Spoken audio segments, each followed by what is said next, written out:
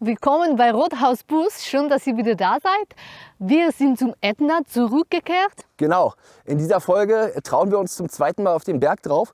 Wer unseren ersten Teil vom Ätna noch nicht gesehen hat, der ist hier oben verlinkt. Hat ja in einem absoluten Fiasko geendet. Und wir hoffen, dass wir es diesmal schaffen. Es bleibt auf jeden Fall spannend. Also, zweiter Teil Ätna. Los geht's nach dem Trailer.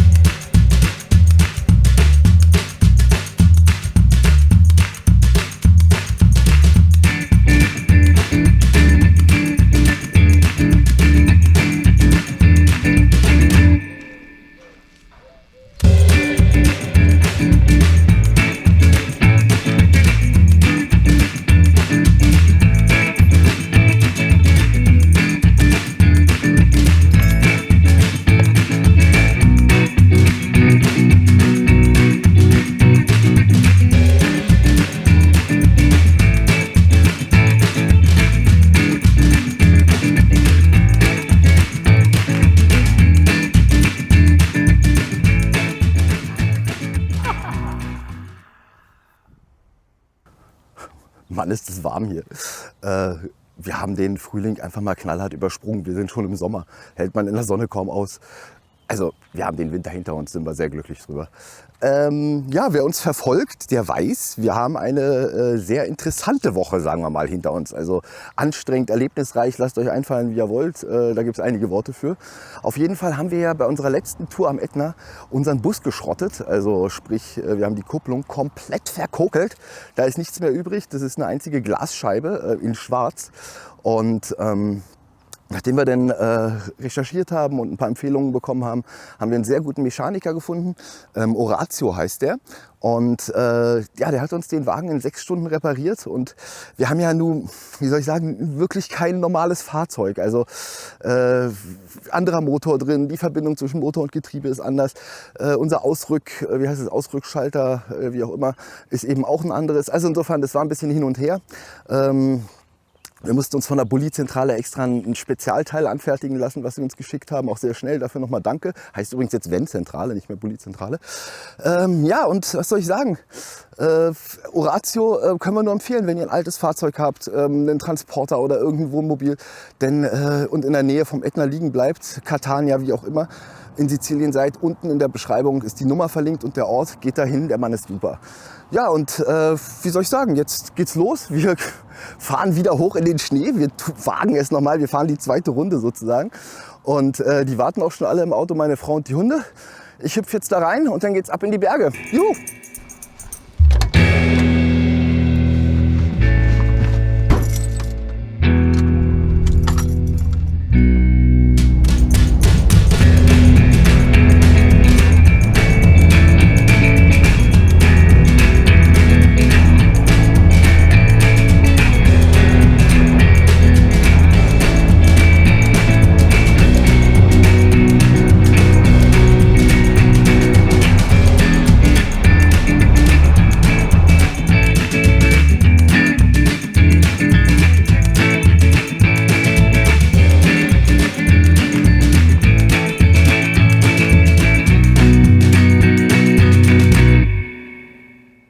Also, wir sind im Winter hier und eigentlich sollte hier Wasser sein.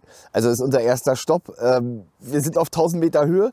Im Gegensatz zu unten, ihr seht, es ist total kalt. Also total kalt, wir haben vielleicht 10, 12 Grad. Und normalerweise ist ja hinten alles schneebedeckt, es ist bewölkt, es scheint nicht die Sonne. Also normalerweise müsste hier Wasser sein. Deswegen sind wir hier. Hier ist aber kein Wasser. Ja, ich glaube, wir fahren einfach mal weiter. Vielleicht laufen wir hier noch ein bisschen rum, aber hier ist wirklich nicht viel los. So, also ich glaube, wir fahren hier einfach wieder weg. Wir wollten eigentlich noch einen Wasserfall angucken, aber wenn hier kein Wasser ist, dann ist bestimmt auch kein Wasserfall da. Und jetzt fahren wir Richtung Norden wieder. Montefiori heißt es, oder ist es Norden oder ist es im Westen? No, ist West, South. Okay, also im Südwesten, das heißt Montefiori. Und da wollen wir ein bisschen wandern gehen. Da ist es schön am Vulkan. Ja, und da bleiben wir jetzt hier erstmal nicht, weil hier ist kalt und ohne Wasser, ein Haufen Schafe, viele Knochen. Ne, wir fahren mal weiter.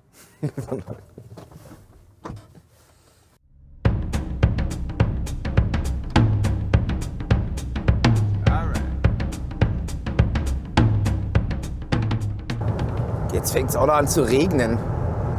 Also dafür, dass wir gerade eben also irgendwie nicht mehr in der Sonne sitzen konnten, weil es so heiß war, ist jetzt doch ein bisschen kälter geworden. Wir fahren jetzt an den einzigen Süßwassersee am Ätna. Es gibt hier, eigentlich ist hier furztrocken, aber es gibt einen See und zu dem fahren wir jetzt hin. Das sind 3 Kilometer von hier oder 6 Kilometer. Und den gucken wir uns jetzt an und da hoffen wir, dass bis dahin der Regen und der Wind und so ein bisschen nachgelassen hat.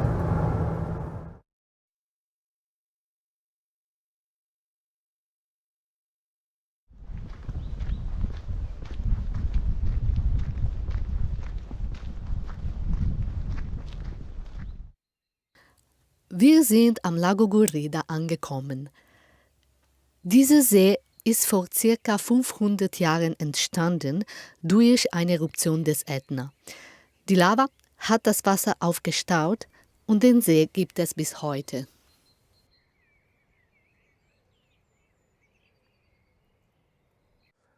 Also auch wenn das nur ein kleiner See ist, dann ist es für hier in Sizilien oder für die Region am Ätna total viel wert, weil hier ist es eigentlich furztrocken. Also im Sommer hat er auch kein Wasser. Aber da ist vorne noch so eine Landwirtschaft dran, die machen auch Wein. Und ja, das lohnt sich auf jeden Fall mal hier vorbeizufahren. Wir tragen es in der Karte ein, die ist jetzt auch gerade wahrscheinlich schon eingeblendet oder war es vorher. Auf jeden Fall seht ihr, wo das ist.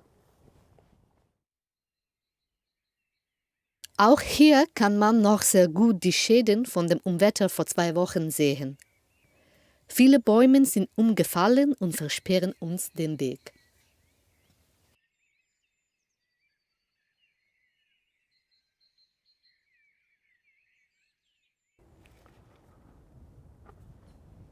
Wir haben unseren Schlafplatz gefunden. Top-Stellplatz am Fuß vom Ätna, also mit einer Bombenaussicht. Wir sind hier komplett alleine auf 1000 Meter Höhe.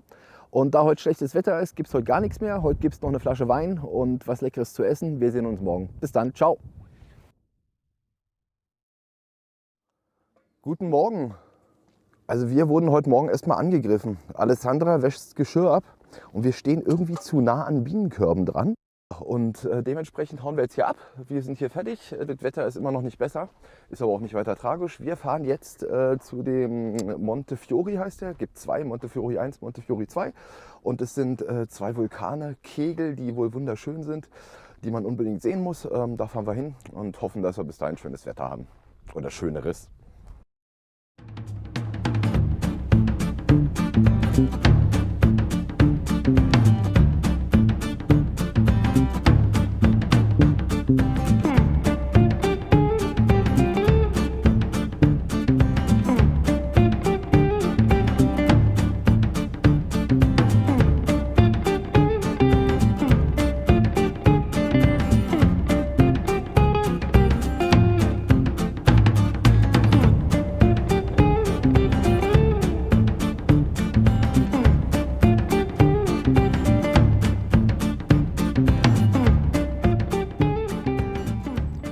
Wir sind jetzt hier angekommen in dem Wald, auf dem Weg zu diesem Berg hoch.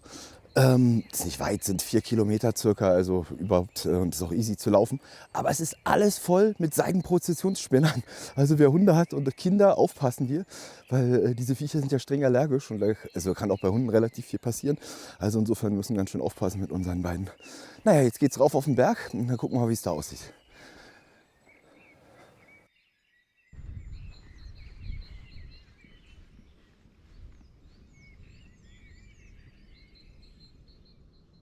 Hier sind ja überall diese Seidenprozessionsspinner und der wird jetzt hier angegriffen von einem Mistkäfer. Da, da, da, da. Wir filmen mal das Spektakel.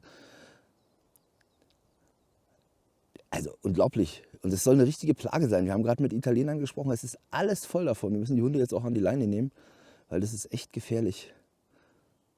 Ja, mal gucken, wer gewinnt. Also entweder der Mistkäfer oder der... Oh, jetzt der Mistkäfer hat keine Lust mehr. Der hat eine abbekommen. Runde 1 geht an den Seidenprozessionsspinner, obwohl er auf dem Rücken liegt und sich windet. Der Mistkäfer greift wieder an. Der Mistkäfer greift wieder an, der kommt von hinten. Er dreht seine Runde. Was macht er? Nee, greift nicht an.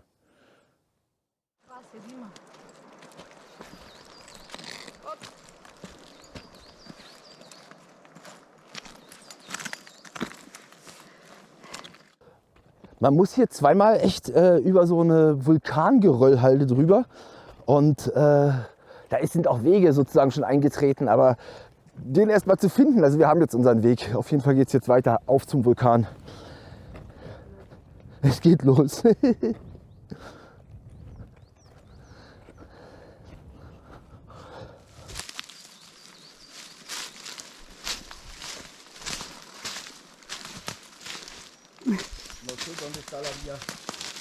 We lost the way. Wir haben den Weg verloren. Aber ich glaube, da war doch der letzte Stein war doch gerade da vorne. Naja. Wir haben den Weg.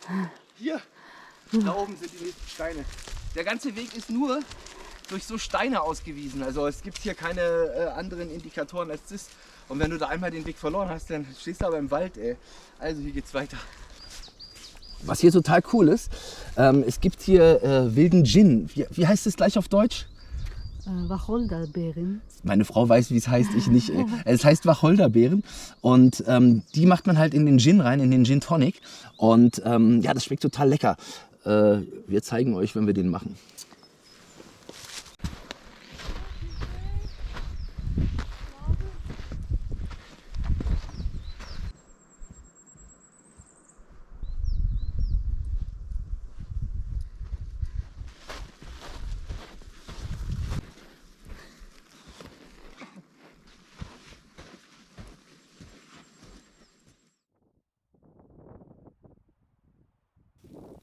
Wir sind endlich angekommen. Hier auf der rechten Seite ist Vulcano de Fiore 1 und auf der linken Seite ist Vulcano de Fiore 2.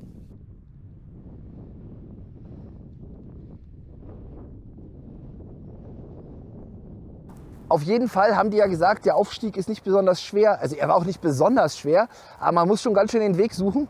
Und wir haben jetzt, ich würde sagen, geschlagene 2 Stunden gebraucht, bis wir hier sind. Also insofern plant ein bisschen Zeit ein und wetterfeste Schuhe und so ist echt ordentlich. Ja. Also rauf auf den Berg jetzt hier.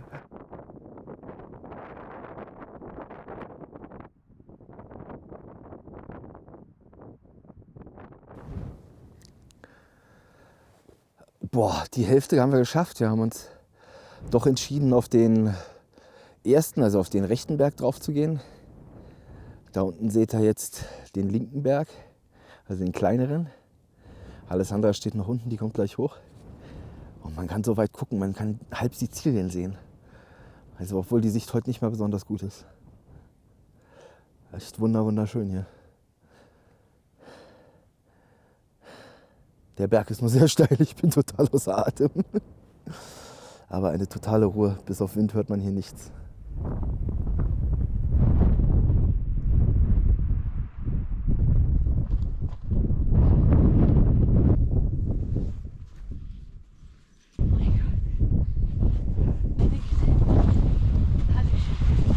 Hallöchen.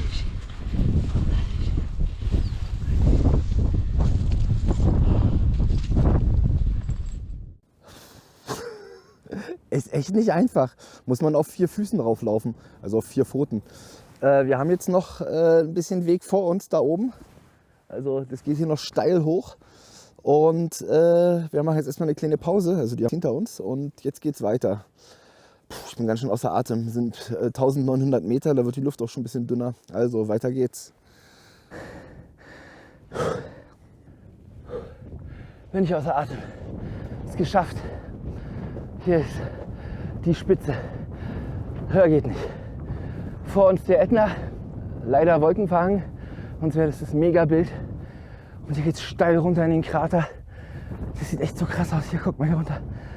Das ist echt so kein Meter weiter. Da fliegst du da unten in die Geröllhalde. Echt hammerhart. Ich gebe euch mal einen Rundumblick. Es ist leider ein bisschen windig, aber ich glaube, mit meinem Mikrofon sollte das gehen. Ist das ein krasser Wind. So, da ist noch ein Vulkankegel, ist alles voller Vulkankegel hier. So. Und da ist der zweite, auf den wir jetzt nicht mehr raufklettern. Ich habe mich keine Lust mehr. Boah! Unsere Hunde können auch nicht mehr. Wilma ist völlig fertig. Wir haben es geschafft. Also. Boah! Was ein Weg! Also nehmt viel Wasser mit. Ich habe jetzt gerade 1,5 Liter weggesoffen auf dem Weg hierher. Das ist echt krass. Und also es ist nicht einfach. Also es ist schon, hat's in sich. Also auf allen Vieren bin ich die letzten 200 Meter hochgekrabbelt hier. So, jetzt wieder runter. Hi Babe!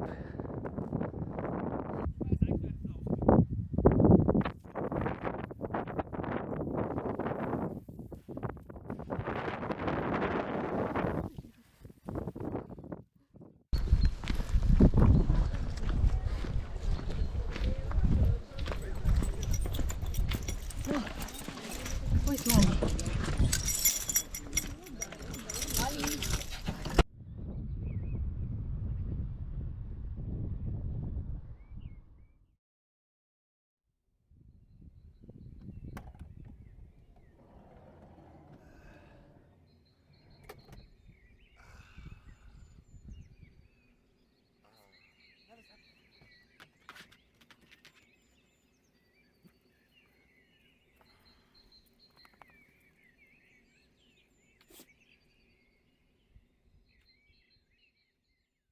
Morgen. Also, wir haben echt einen coolen Standplatz gefunden gestern Abend. Wir waren ganz schön fertig nach der Wanderung. Haben natürlich nicht mehr viel gemacht. Aber hier direkt in der Natur, am Fuß vom Ätna, in einem Blumenmeer, ein ganzer Haufen Vögel, sind direkt an der Straße. Das sind gerade mal 20 Meter, die du von der Straße wegfährst. Aber da ist ab 18 Uhr kein Auto mehr gefahren. Also insofern hatten wir hier eine schöne, ruhige Nacht. Und der Ätna ist schneebedeckt, drumherum ist alles grün. Das sieht schon ganz toll aus. Heute machen wir eine schöne Wanderung zusammen. Wir werden weiter in den Norden fahren. Ich denke, das wird auf jeden Fall recht interessant. Also gestern, wie gesagt, hängt uns noch ganz schön in den Knochen. Das war ja echt übel. Genau. Und ja, seid gespannt. Bis später.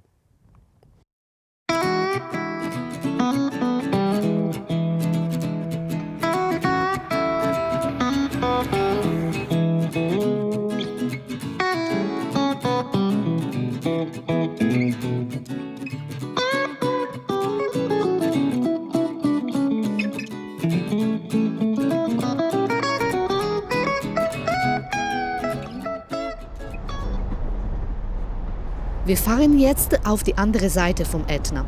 Am Straßenrand sieht man viele Bäume, die von den Schneemassen umgeknickt sind.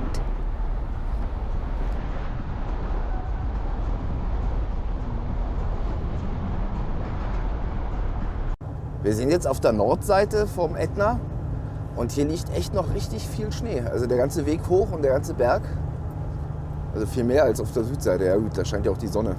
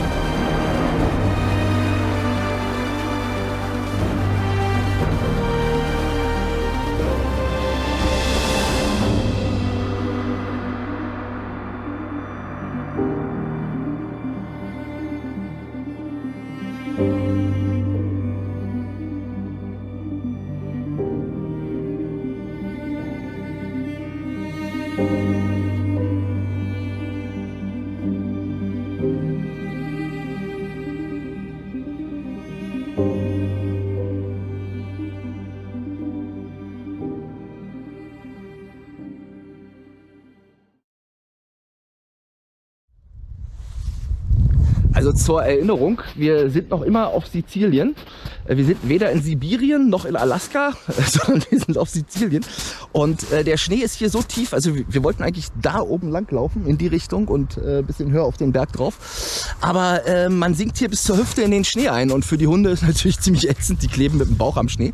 Also hier kommen wir nicht weiter, wir fahren woanders hin, mal gucken, was wir da entdecken. Aber hier ist echt klasse, also das ist hier sehr schwer beeindruckend hier.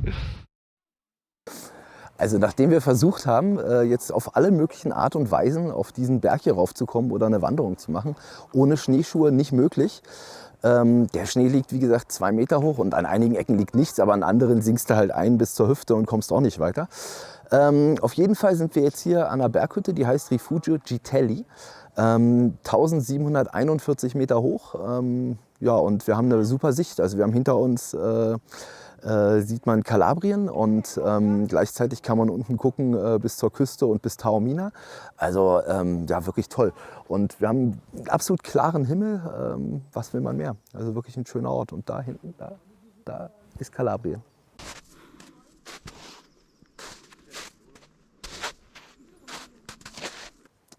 Also um einen Eindruck zu bekommen, wie hoch der Schnee liegt, das Schild hier sollte ja eigentlich lesbar sein. Du kommst hier nochmal hin, siehst deinen Wanderweg und latscht den hier hoch. Aber das Schild ist mehr oder weniger weg, wird die Sonne nicht so drauf knallen, dann wäre hier auch gar nichts weggetaut. Also insofern wandern ist derzeit nicht, also zumindest nicht ohne Schneeschuhe.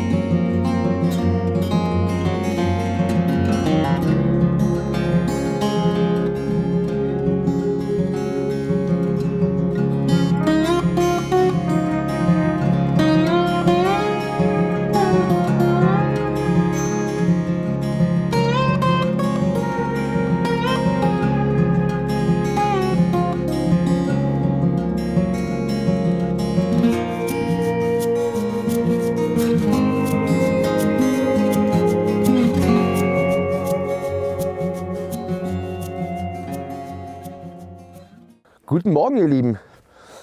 Also, wenn ihr genauso traumhaft schön geschlafen habt wie wir, dann könnt ihr glücklich sein. Wir haben auf der Seite vom Ätna, also wir sind relativ hoch, wir sind so auf 1700 Metern, einen ganz tollen Platz gefunden mit Sicht auf Kalabrien.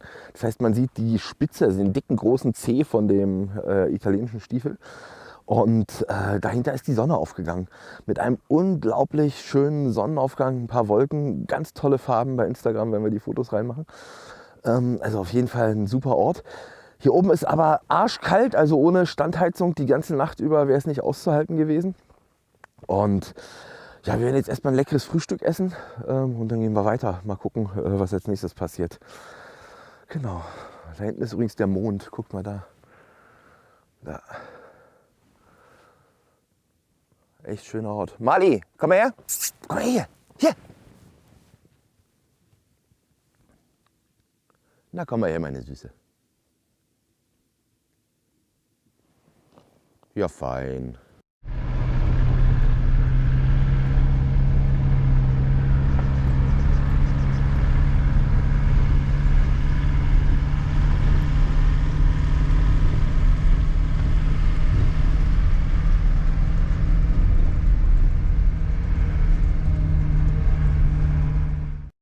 Jetzt haben wir ihn gefunden, den Wanderweg. Ja, schön hier. Auf jeden Fall mitten in einem total laublosen Wald, was ja hier eigentlich nicht vorkommt, weil hier eigentlich die ganze Zeit grün ist. Insofern interessant. Und man hört ein totales Hundeheulen durch den Wald, als ob hier eine Jagdmeute unterwegs ist. Ist aber nicht, also die sind hier irgendwo angebunden. Genau, und jetzt werden wir mal ein bisschen latschen. Hier soll es eine wunderschöne Panoramaaussicht geben. Und ja, dann gucken wir mal, wie es da aussieht.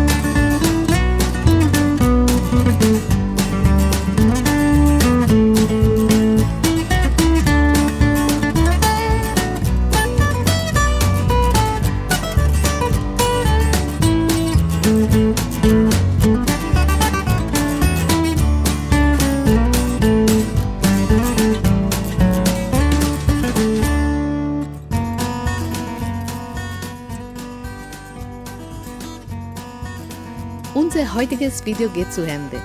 Wenn ihr mehr von uns sehen wollt, abonniert den Kanal. Wir freuen uns, wenn ihr beim nächsten Mal wieder dabei seid. Alessandra und Björn auf Reisen. Ciao! Ciao!